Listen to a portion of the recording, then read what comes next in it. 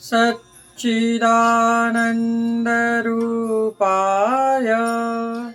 विश्वोपत्यादिहेतवे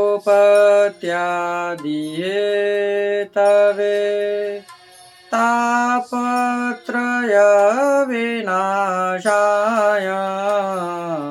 श्रीकृष्णाय वयं नमः। पुष्टिमार्गीय सर्वज्ञ करुणारसपूरित श्रेष्ठफलप्रदाता च तस्मै श्री गुरुवे नमः। जय श्री कृष्ण, राधे राधे। जय श्री वल्लभ प्रियजनों, दास का प्रणाम स्वीकार करें। आज ये दास उपस्थित है आपके सामने गोसाई जी के ऐसे सेवक की कथा लेकर कि जो सेवक एक स्त्री पर आसक्त हुआ और उस स्त्री के प्रभाव के कारण ये वैष्णव बना और इसका उद्धार हुआ। तो चलिए शुरू करते हैं आज की कथा। कथा प्रारंभ करने से पहले दास आपसे निवेदन करना चाहेगा कि यदि आप हमारे चैनल पर नए हैं तो हमारे चैनल को सब्सक्राइब करके बेल आइकन बटन को दबा दीजिए। हो सके उतना शेयर करिए। कमेंट बॉक्स में जय श्री कृष्ण, राधे राधे, जय श्री वल्लभ अवश्य लिखिए, जिससे हमें यह ज्ञात हो कि आप हमारी कथाओं का नित्य प्रति रसपान कर रहे हैं। तो चलिए शुरू करते हैं आज के वैष्णव की कथा। आज के जो वैष्णव हैं उनका नाम है जदुनाथ दास क्षत्रिय। इनका नाम पहले था जदुनाथ दास, बाद में श्री गोसाई जी ने इनका निवेदन करवाया तब जदुनाथ दास नाम रखा। ये गोसाई जी के एक सेवक हुए। ये क्षत्रिय धारू के यहाँ चाकर करते थे, यानी कि नौकरी करते थे। उस धारू राजा के यहाँ पर चाकर थे और जौनपुर में रहते थे। जौनपुर में एक हाथी का हवलदार था। उसकी स्त्री बहुत सुंदर और रूपवान थी, परंतु श्री गोसाई जी की सेवकनी थी, महान भगवदीय। एक दिन जदुनाथ दास किसी काम के कारण से वहां जा रहे थे।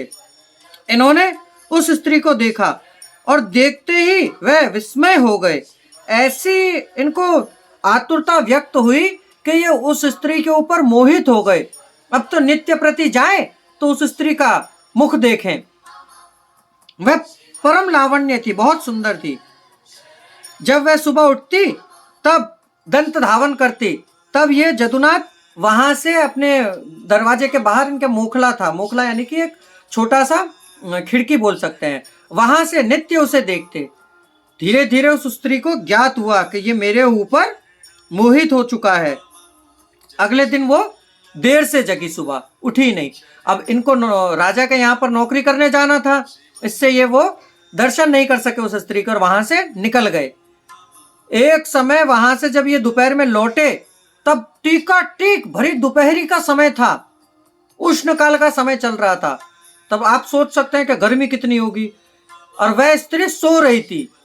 तब ये घर के बाहर खड़े होकर उसे ताक रहे थे, उसे देख रहे थे, सोती हुई को।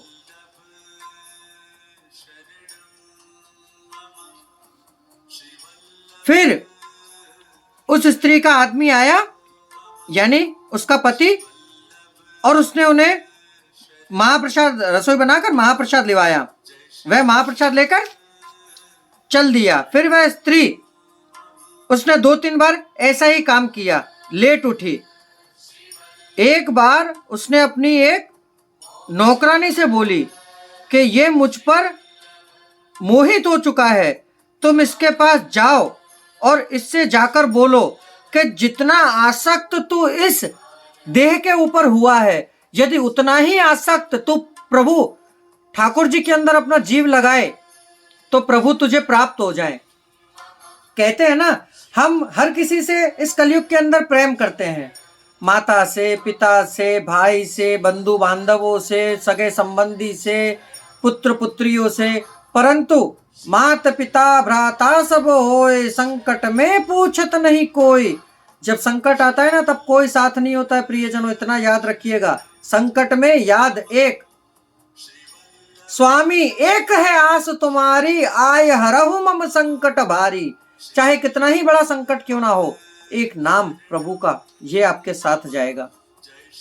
उस नौकरानी को इन्होंने उसके पास भेजा कि तू जितना मेरे ऊपर आसक्त हुआ है, यदि इतना ही तू प्रभु परमात्मा पर आसक्त हो तो कितना अच्छा हो। इसने नौकरानी ने आकर यदुनाथ से इतना बोला। यदुनाथ को विस्मय हुआ, उसने बोला कि जब तुम मुझे इतना बोल ही रही हो तो ये भी बता दो कि मुझे परमात्मा कहाँ मिलेंगे तो मैं उस मार्ग पे चलूं। तब उसने कहा कि गोकुल में जा और वहां पूर्ण पुरुषोत्तम श्री विठलनाथ जी, श्री गोसाई जी विराज रहे हैं, उनका सेवक हो जा।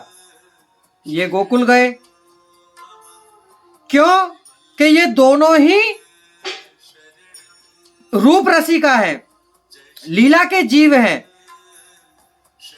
जदुनाथ जी लीला में रूप रसिका है, जो सदा रूप में ही मुग्ध रहते हैं, और ये स्त्री गजगामिनी है, जिससे इनकी चाल हाथी के जैसी है। ये वहां से चलते चलते गोकुल पहुंचे। गोकुल में श्री विठलनाथ जी के दर्शन करे, और जैसे ही दर्शन किए ऐसे ही मुग्ध हो गए, देखते ही रह गए विठलनाथ जी को, श्री गोसाई जी को। और जब देखा, क्योंकि पहले तो इनको पता नहीं था, ज्ञात नहीं था, तब इनसे किसी ने बताई कि गोकुलनाथ जी, विठलनाथ जी ये हैं श्री गोसाई जी। तब ये विठलनाथ जी उस समय रथ पर सवार होकर कहीं पधार रहे थे। आतुरता से ये गोसाई जी के पास आया, और जौनपुर से कुछ दूर ही पर आप श्री का मुकाम था।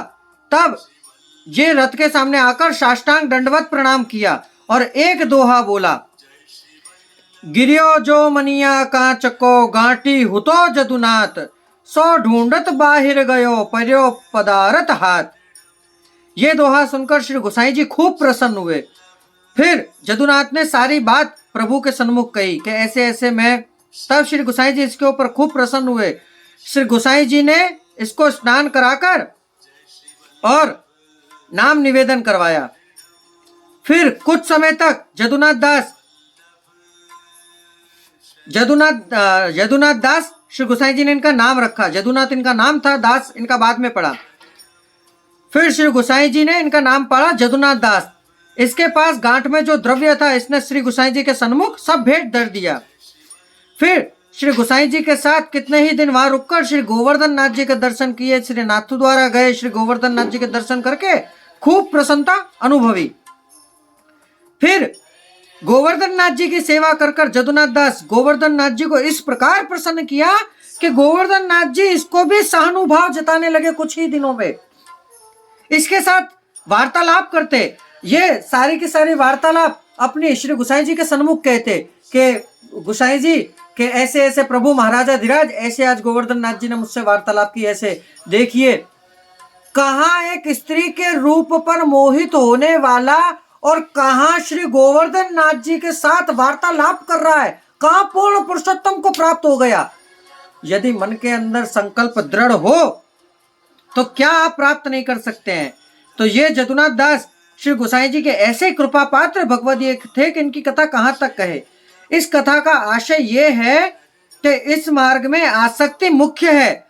आसक्ति वाले का ही अंगीकार प्रभु जल्दी करते हैं। आप आसक्ति रखिए, जिस प्रकार आसक्ति आपकी लौकिक में धन कमाने की होती है, जिस प्रकार आपको अपने नाम बढ़ाने की आसक्ति होती है, जिस प्रकार आपको अपनी चर्चा लोक में फैलाने की आसक्ति होती है, उसी प्रकार प्रभु को पाने की आसक्ति रखिए। तो देखिए, प्रभु आपको सहानुभूति नहीं कराए तो हमसे कहना।